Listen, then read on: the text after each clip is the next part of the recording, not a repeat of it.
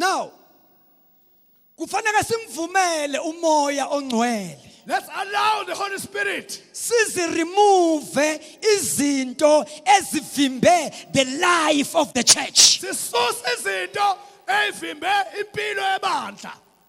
Ukuze ukukhonza kwethu kukwazi ukaffecta abantu.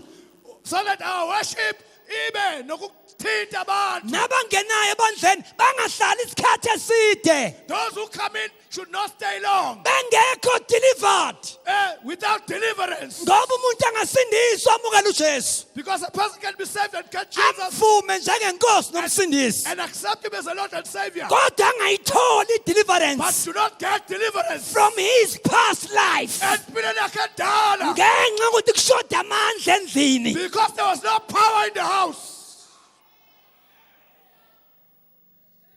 Now asindiswe akhonze ebandleni kuphela 3 years engekho delivered. Gets saved and he attends the church, and then per 3 years he's not delivered. Because sekunzima these days bazalwane. Difficult these days, brethren, Ukuthi sikwazi ukubona abantu abagcwalisiwe nabangagcwaliswanga. to see those who are filled and those who are not filled. Ngoba umoya wokufake mningi endlini kaNkulunkulu. The spirit of Zenzisa is too much in the church. Abantu bayakwazi ukushaya ngathi batholile kanti abatholanga. People can pretend that they have received when they have not.